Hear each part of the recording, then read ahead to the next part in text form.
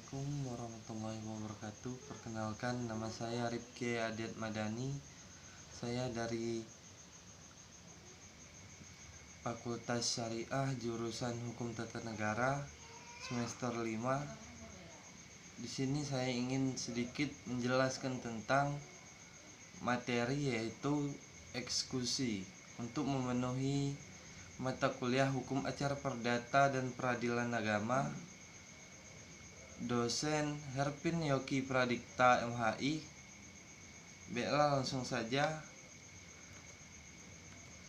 Pengertiannya, eksekusi adalah pelaksanaan secara resmi suatu putusan pengadilan di bawah pimpinan Ketua Pengadilan Abdul Qadir Muhammad 1986.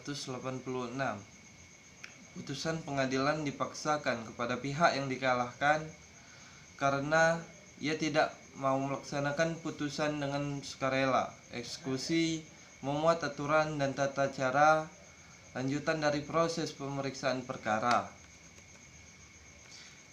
Eksekusi merupakan bagian yang sangat penting dalam hukum acara karena penggugat bukan hanya mengharapkan putusan pengadilan yang memenangkan atau menguntungkannya, tetapi ia juga mengharapkan putusan tersebut dapat dilaksanakan. Apabila putusan tersebut tidak dapat dilaksanakan, maka kemenangan penggugat dirasakan sia-sia. Selanjutnya, dasar hukum.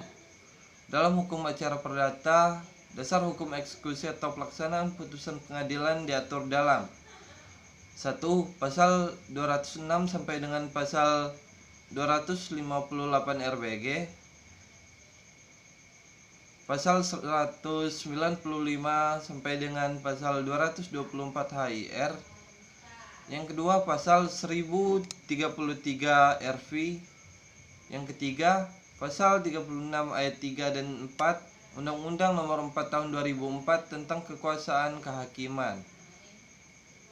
Dan yang keempat, berbagai peraturan perundang-undangan yang substansinya lebih bersifat khusus, seperti eksekusi hak tanggungan atau Undang-Undang Nomor 4 1996, eksekusi fidusia, yaitu Undang-Undang Nomor 42 Tahun 1999. Baik HIR maupun RBG secara rinci memuat ketentuan-ketentuan yang berkaitan dengan pelaksanaan putusan atau eksekusi dari awal mulainya proses eksekusi sampai berakhirnya eksekusi, yaitu sampai terpenuhnya isi putusan pengadilan. Dalam pasal-pasal 195 sampai pasal 224 HIR atau pasal 206 sampai pasal 258 RBG telah diatur ketentuan tentang 1. Peringatan atau teguran. Yang kedua, sita eksekusi. Yang ketiga, pemenuhan prestasi, pengosongan objek sengketa, penyerahan objek sengketa, pelelangan, dan pembayaran. Dan yang keempat yaitu penyanderaan. Oleh karena eksekusi dalam dirinya sudah mengandung pengertian paksa dari pejabat umum, hukum acara perdata telah secara rinci mengatur siapa yang memenuhi dan memimpin paksa itu, dan bagaimana cara paksaan itu dilakukan sehingga isi putusan itu dapat direalisir. Yang kedua, selanjutnya azas eksekusi. Ada 4 azas penting dalam hukum acara perdata, yaitu 1. Menjalankan putusan yang telah berkekuatan hukum tetap. Yang kedua, putusan tidak dijalankan secara sukarela. Yang ketiga, putusan dapat dieksekusi bersifat kondemnatoir. Yang keempat, eksekusi atau perintah yang di bawah pimpin ketua pengadilan. proses eksekusi dalam eksekusi real yang dirumuskan dalam pasal 218 ayat 2 RBG, pasal 200 ayat 11 HIR atau pasal 1033 RV. Tata caranya relatif sederhana dan mudah yang dapat digambarkan sebagai berikut. 1.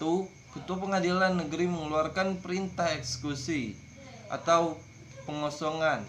Yang kedua, perintah menjalankan eksekusi ditujukan kepada jurusita. Yang ketiga, tindakan pengosongan meliputi diri si terhukum, keluarganya, dan barang-barangnya. Yang keempat, yaitu eksekusi dapat dilakukan dengan meminta bantuan aparat keamanan atau kekuatan umum. Jenis-jenis eksekusi dikenal menjadi 3 jenis eksekusi atau pelaksanaan putusan pengadilan dalam hukum acara perdata. Yang ketentuan diatur sebagai berikut. 1. Eksekusi membayar jumlah uang. Yang kedua, eksekusi untuk melakukan suatu perbuatan. Dan yang ketiga, eksekusi real. Baiklah, itu sedikit penyampaian dari saya mengenai eksekusi. Lebih kurangnya saya mohon maaf. Pada Allah saya mohon ampun. Saya akhiri. Wabillahi taufiq wal hidayah wal ridho wal hinayah. Wassalamualaikum warahmatullahi wabarakatuh.